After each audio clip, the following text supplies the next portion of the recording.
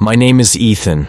I'm 19 years old, and I live in a small town surrounded by forests and long, empty highways.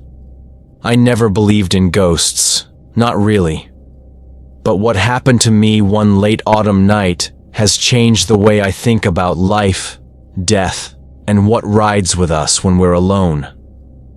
It started after my late shift at the gas station. I clocked out around midnight, tired and half asleep. My car was parked in the lot, the only vehicle under the flickering streetlight. The roads were quiet, and the air was cold enough to see my breath. As I pulled out of the lot, I checked the rearview mirror. For just a second, I thought I saw someone sitting in the back seat. A shadow, maybe. A shape. My heart jumped, but when I turned around, nothing. Just the empty seat. I laughed it off. Lack of sleep, I told myself. Just my tired BRI got inside, turned the key, and the old engine coughed to life. As the headlights lit the empty road ahead, I felt that small comfort that comes when you're finally heading home. But then, something strange happened. Ain playing tricks. Still, as I drove down the empty highway, I couldn't shake the feeling that I wasn't alone. The first real sign came when the radio turned on by itself. I hadn't touched it. Static hissed through the speakers, sharp and loud in the silence of the night. Then, just as suddenly, it cut off. The hairs on my neck stood up. Okay, I whispered to myself. Old car. Weird wiring. Nothing to worry about. But then, I felt it. The weight. The undeniable feeling that someone was sitting behind me. The air seemed heavier, the way it does when another body is close. I didn't dare look back. Instead, I pressed harder on the gas, the speedometer creeping higher as if going faster could outrun whatever was in the car with me. That's when I heard it. Breathing. Slow. Steady, ragged breathing. Not mine. Not through the radio. From the back seat. Who's there? I shouted, my voice shaking. No answer. Only the sound of breath. My hands tightened on the steering wheel. I wanted to pull over, but something in me screamed not to stop. If I stopped, if I looked, I'd see something I wasn't ready for. I tried to convince myself it was my imagination, until I glanced in the rearview mirror again. And I saw him.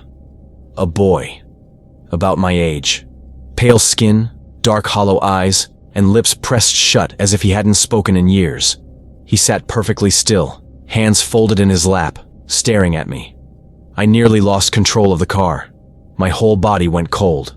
I blinked, looked back, empty seat. But when I looked in the mirror again, he was there. Always there, only in the reflection. The silent passenger. I wanted to scream, but my throat locked up. Instead, I forced myself to focus on the road, the endless stretch of blacktop ahead. Minutes passed like hours.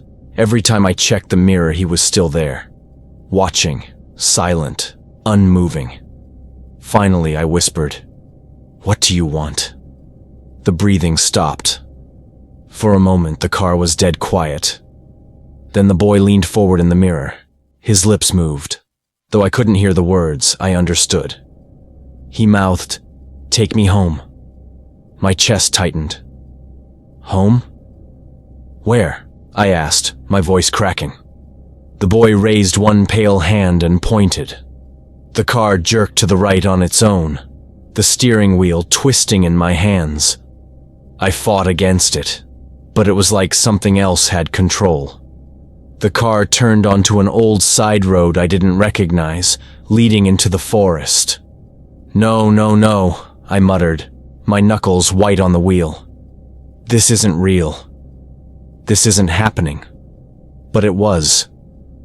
The trees closed in, branches scraping the sides of the car. The headlights lit only a few feet ahead, and the road twisted deeper and deeper into darkness. The boy's reflection was closer now. He leaned forward in the mirror, his face inches behind mine.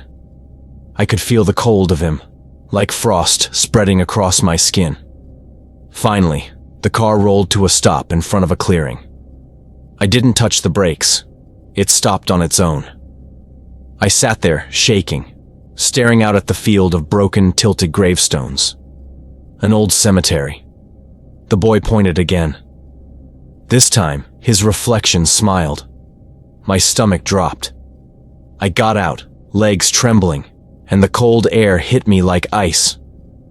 The night was silent except for the crunch of leaves under my shoes. I walked to where he had pointed, a gravestone cracked down the middle. My flashlight beam shook as I aimed it at the name carved in the stone. Ethan Miller. My name.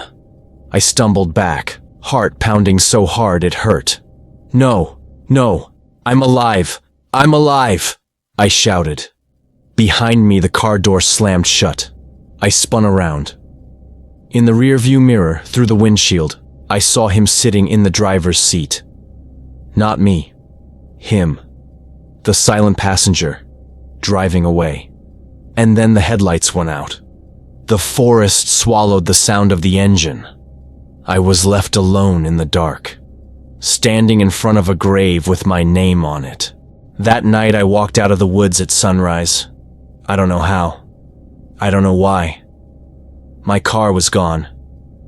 Nobody believes me when I tell them. They think I fell asleep at the wheel and dreamed it all. But sometimes, when I check my mirror while driving, I swear I see him again. Sitting there. Silent. Waiting. So, what do you think? If you were driving alone at night and saw someone in your back seat, would you stop the car or keep driving? Tell us in the comments.